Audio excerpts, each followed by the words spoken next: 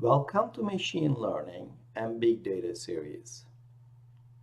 Most probably you are wondering new buzzwords in technology such as big data, machine learning, and AI. In this series, we will cover technologies behind these buzzwords. My name is John Giddick. These series are screen recording of the presentations I gave earlier in China, Singapore, and most recently in the US.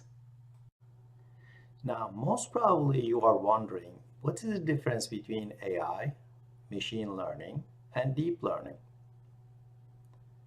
Artificial intelligence as we know it started in 1940s and 50s. Math, statistics, and operations research algorithms are implemented in C and Fortran computer languages and saved into libraries. These libraries were then open sourced and shared among colleges. In 1980s and 90s, there was a lot of hype around capability of these libraries. Because of this hype, AI started to have a bad reputation. Realizing these libraries are too broad and hard to implement, and also thanks to military funding, in 1980s and 90s, scientists concentrated on statistics and operational research portions of these libraries. These libraries then separated into a new name called machine learning. Later in the year 2000s, neural network algorithms are also subcategorized into deep learning. Even today, statisticians are arguing if the term is supposed to be applied statistics instead of machine learning. Hence, if you took any statistics class in college, you are already familiar with machine learning. So, what is machine learning? We have two good definitions. Definition number one is machine learning is a field of computer science that gives computers ability to learn without being explicitly programmed. Here it is key to understand without being explicitly programmed and learning. That's why it is called machine learning. As you would remember from classical programming, we have to program everything explicitly. There are if statements, there are while and for loops, and we define everything into every single detail. If it behaves differently, then we call there is a bug in the application. So definition number one is saying we do not have to program computers explicitly. Instead, machine is supposed to learn it on its own. Definition number two says machine learning is a semi-automated extraction of knowledge from data. So there is a knowledge extraction process happening in the background, but it is semi-automated. It's not fully automated. Normally, we extract the data from data ourselves, and it is fully manual. So in this case, it is semi-automated, meaning human beings are still participating in it, but not taking control over it completely. Most machine learning algorithms, as we mentioned before, originated from statistics. It is important to understand that difference. These are statistics algorithms mostly implemented in computers. There are two main categories of machine learning. First is supervised learning, which is the most useful one. And the second one is unsupervised learning, which has a lot of applications, and more newer applications are coming up. What is supervised learning? Basically, we are making predictions using data. An expert defines what is good and what is bad for each one of those observations. One example is, given an email, is it ham or spam? You can go to Kaggle website and you will see a few hundred of those emails described as ham or spam. So one expert goes through each one of those examples, observations, and says, these are ham and these are spam. Ham being good, spam being bad. And this expert says what the outcome is supposed to be for each one of those observations. Unsupervised learning is not the same thing, just other way around. Basically, we give the data to the algorithm and algorithm comes up with a conclusion. Since the computers cannot know what is good, what is bad, there is no right answer. It just goes ahead and classifies the news. One example of this is Google website. If you go to news.google.com website, you will see a lot of articles about our current president. And articles are subcategorized automatically. For example, in the first one, it is Trump and Macron, French president. Second one is between Trump and North Korean president. And the third one is about another news about Trump again, but it's not related to either of those. These categorizations happen automatically by a computer program. So there is no single person who comes in and categorizes so many news. Instead, categorization happens based on the content using a statistics algorithm, and then news are split into multiple sections. As an example of supervised learning, we are going to watch a short clip from 1992. It is most probably the second autonomous vehicle in the history from Carnegie Mellon University. Let's watch the video and understand how a human trains the machine and machine takes the control afterwards. Alvin is a system of artificial neural networks that learns to steer by watching a person drive. Alvin is designed to control the NavLab 2, a modified Army Humvee equipped with sensors, computers, and actuators for autonomous navigation experiments. The initial step in configuring Alvin is training a network to steer. During training, a person drives the vehicle while Alvin watches.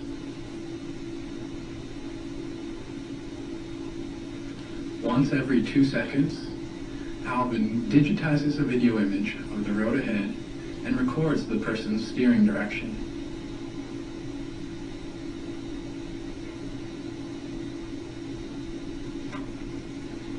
This training image is reduced in resolution to 30 by 32 pixels and provided as input to Alvin's 3-layered network.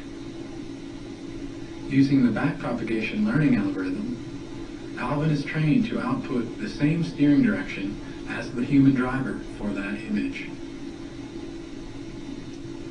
Initially, the network steering response is random.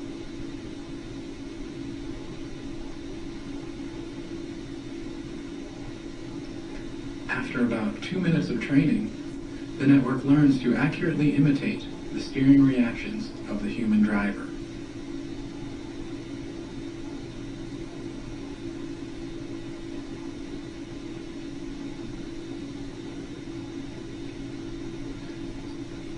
This same training procedure is repeated for other road types. After the networks have been trained, the operator pushes the run switch and Alvin begins driving. 12 times per second, Alvin digitizes an image and feeds it to its neural networks.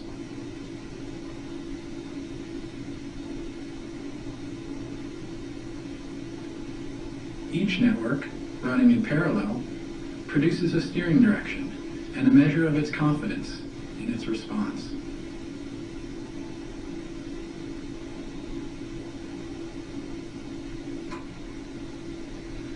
The steering direction from the most confident network, in this case the network trained for the one-lane road, is used to control the vehicle.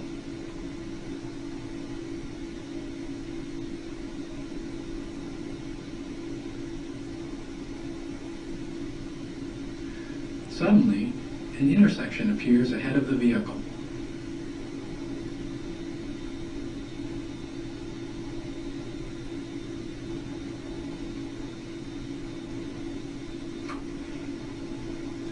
As the vehicle approaches the intersection, the confidence of the one-lane network decreases.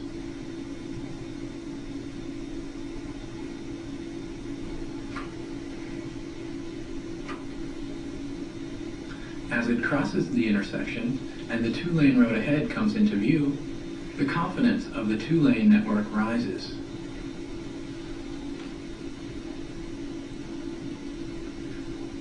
When its confidence rises, the two-lane network is selected to steer, safely guiding the vehicle into its lane on the two-lane road. As I mentioned earlier, most of the AI is nothing more than computer libraries written in C or Fortran.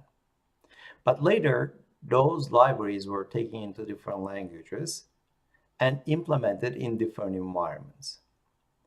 Now, most famous of those libraries is called the TensorFlow. TensorFlow is an open software library written by Google Brain team at Google's AI. It is mainly used for deep learning and image manipulations. If you want to analyze thousands of pictures and then make sense out of it, TensorFlow most probably is going to be your best bet. Second library I will mention is Pandas. It by itself is not a machine learning library, but it helps machine learning practitioners to analyze and make sense of the data. And in the process, they can use Pandas to clean data and manipulate it. Third library is NumPy and SciPy, which enables developers to be able to manage big sets of data.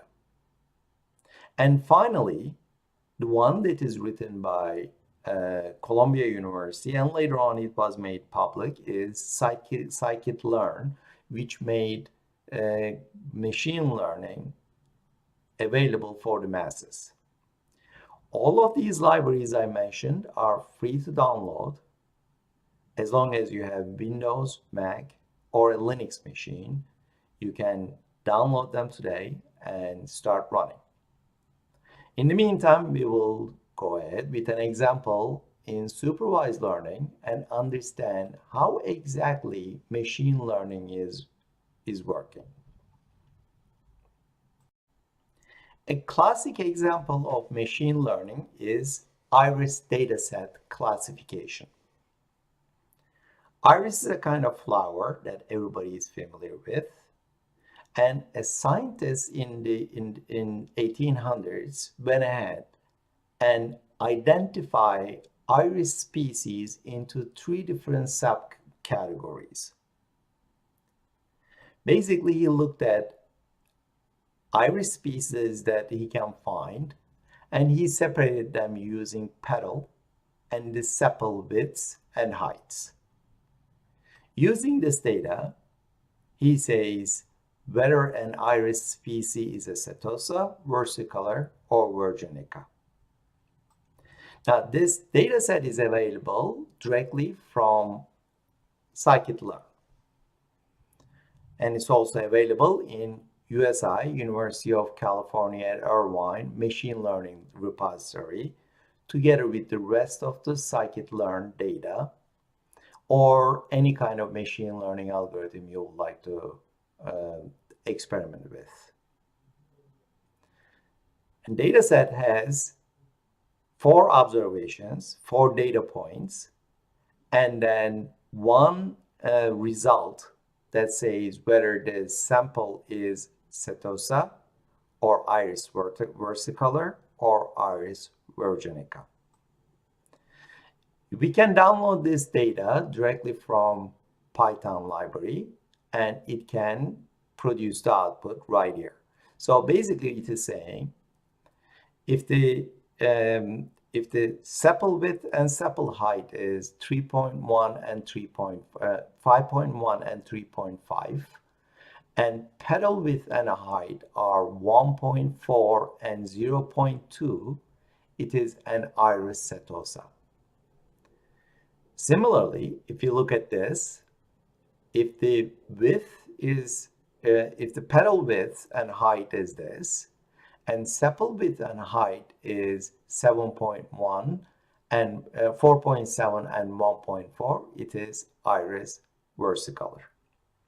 Now let's look at this data and try to separate it into different species. Given a new set, can we say this new data belongs to which species?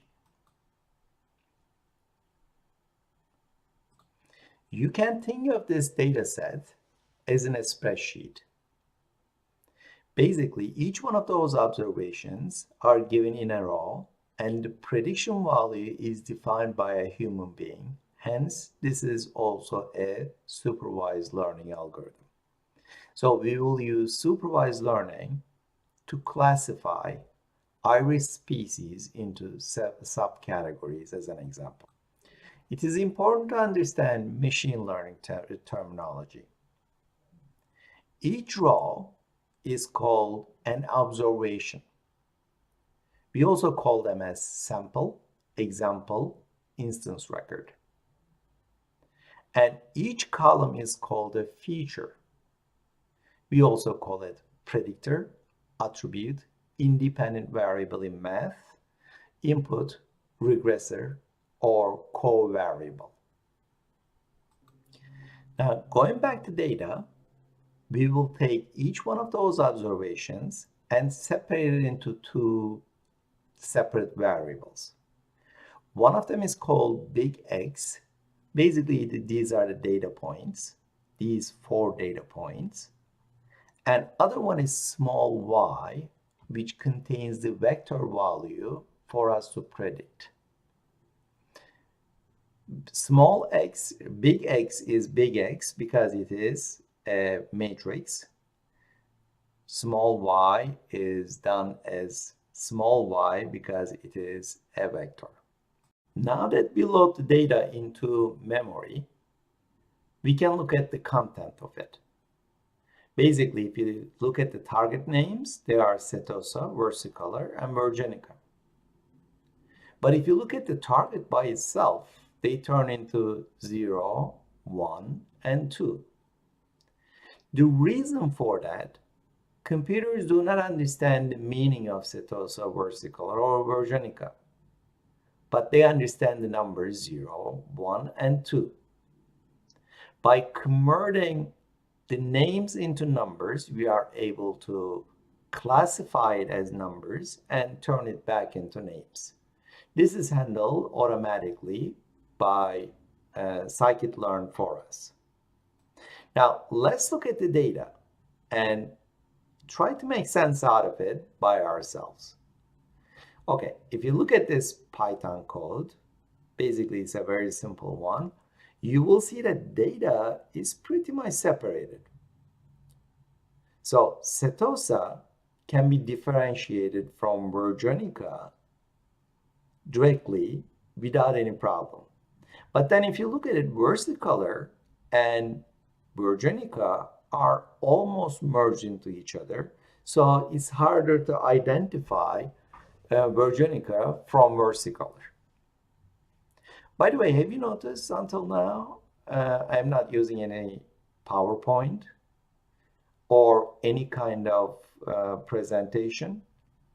That's because we are using IPython Notebook, or these days it's called Jupyter Notebook, to demonstrate this application. it itself is a presentation tool as well as an application tool. Since it is a development environment, now I can change these variables and test it myself, which is why data scientists like this environment a lot. So let's change the y-index. Watch out these sepal width and sepal length. Let's change it into petal length and sepal length. So let's compare the lengths as opposed to widths. In this case, you see that they are very well separated from each other. So visually we can do it ourselves, but can we give it to the machines and ask them to identify it? From this diagram, we have seen that we are trying to classify the species by separating them into separate groups. But we don't want to do it ourselves using the Python code. We wanted to do this description, the separation on its own. One of the ways of doing it is an algorithm from statistics called KNN, K-nearest neighborhood classifier. Basically, you can think of this algorithm as one day you wake up in the morning and you had a total amnesia and you want to know which country you are located at. So what you do, you go to your next neighbor and then nearest neighbor, and then you knock the door. You ask him, which country do you live in? And if that person tells you he lives in the US, basically you are located in US. If he's not lying to you, or if he doesn't have an amnesia himself, you will get the right answer.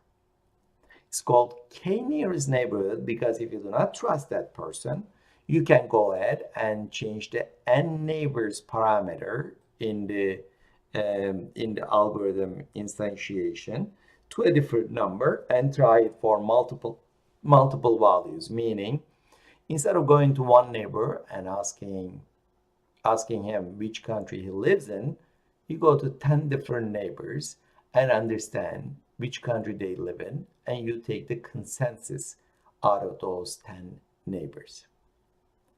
Now, basically, our algorithm is very simple. What we load, this is where we load the library, and then we instantiate the algorithm. We can instantiate different algorithms. Then we use library called fit.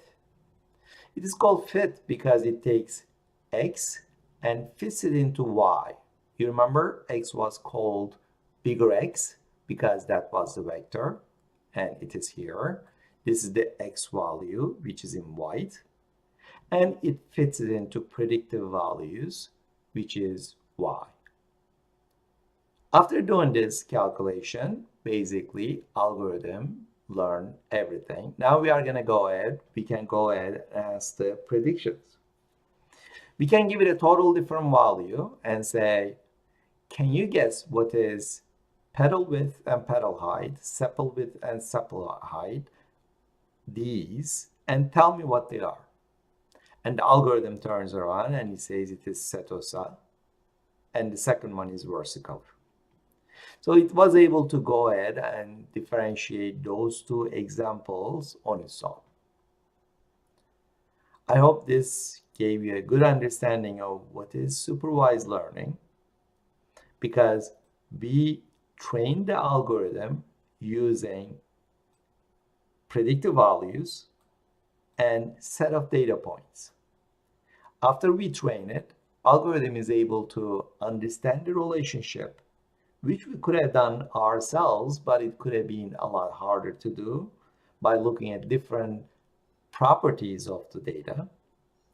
But algorithm can go through those properties and generate it on its own.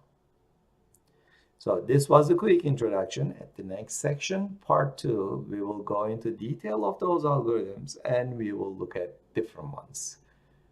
There are many algorithms, But all of them boils down to very simple logic.